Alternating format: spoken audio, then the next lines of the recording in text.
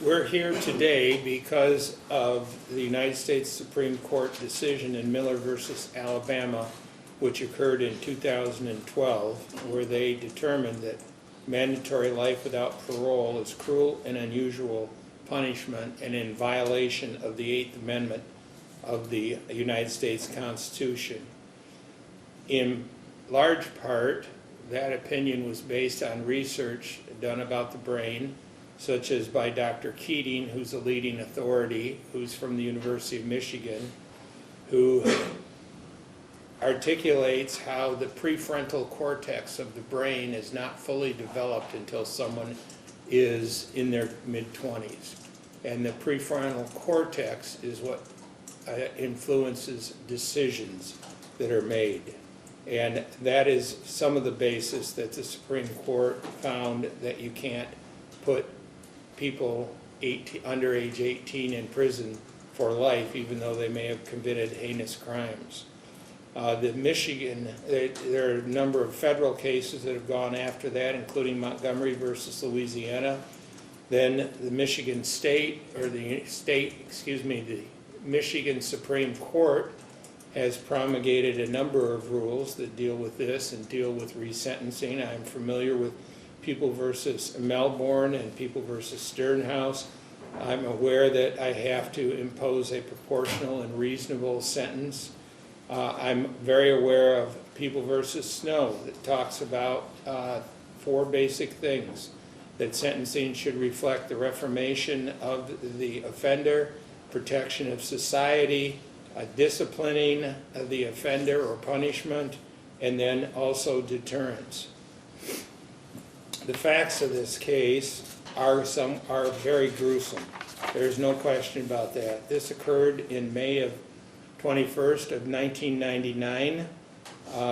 Jessica was a young 18-year-old girl who had just graduated from high school. The defendant and her evidently were friends. They went to Highland Park. There, Jessica was murdered. She was stabbed multiple times. She was strangled. Dr. Cole, I believe, testified at trial that at least 3 minutes of strangulation would cause that asphyxiation. There was certainly time for the defendant to rethink what he was doing, and there was no reason to stab her that we're aware of, and no reason to continue to stab her, and then no reason to strangle her. She was found with her clothes ripped off and removed, half naked. There was blunt force trauma, bruises, scrapes, and lacerations in other areas of the body. Her purse and contents were strewed about. There was about $140 that was taken, and the DNA rape kit tested positive. This was a gruesome murder that you had sufficient time to stop. There is no justification, there is no excuse, there is no reason for this. Sir, you brutally murdered this innocent young lady that had her whole life ahead of her. Under Miller, there are a number of factors I need to look at, and I want to briefly touch on those. Even if I haven't mentioned them, I'm aware of them. I have held numerous of these over my career, unfortunately. One of the things deals with the chronological age under the Miller factor. Here the defendant was 50 days from being age 18. They talk about the defendant's immaturity, and there's no question that he was immature. I've read the report, the psychological report, as well as the mitigation report. I have no reason to argue with that. The defendant's failure to appreciate risk, I don't think he had the ability to do that. Defendant's failure to appreciate the consequences, again, I've reviewed the mitigation report as well as the psychological report. The defendant's family environment was terrible. He was bounced around, had basically no mother, no father, no guidance whatsoever. His home environment was absolutely terrible. He could not remove himself from the environment that was harmful, abusive, and dysfunctional. There's no question about that. Another thing to think of is the circumstances of the homicide, and I've gone over that. The extent of the defendant's participation, he was the only one involved in that. Then some of the other Miller factors involve his record. As a juvenile, he had an assault and battery, a unlawful driving away of an automobile, and a carrying a concealed knife. As an adult, even though he was only as young as he was, had a possession of marijuana, a possession of a switchblade, and an open container in a motor vehicle.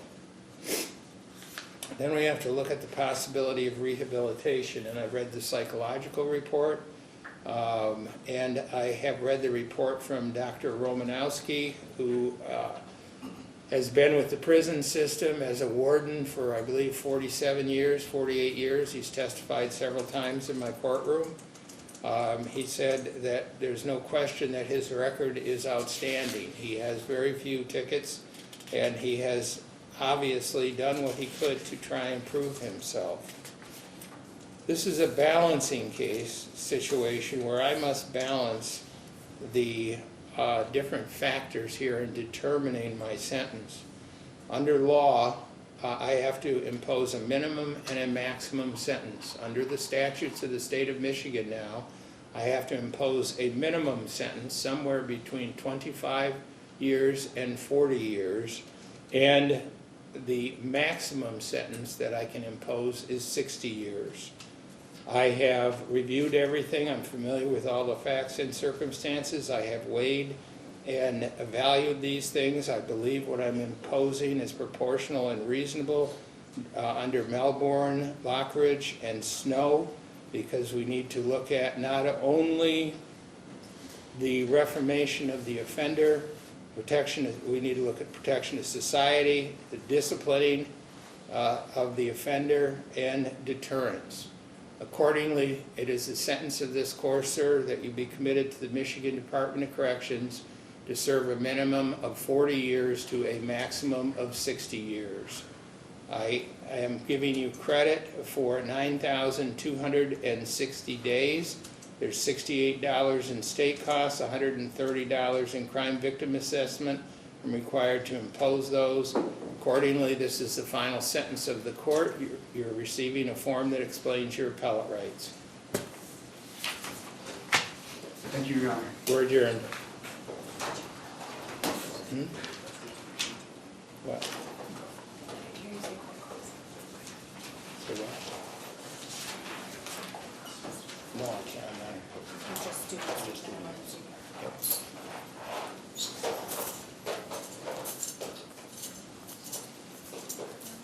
Michelle, give me his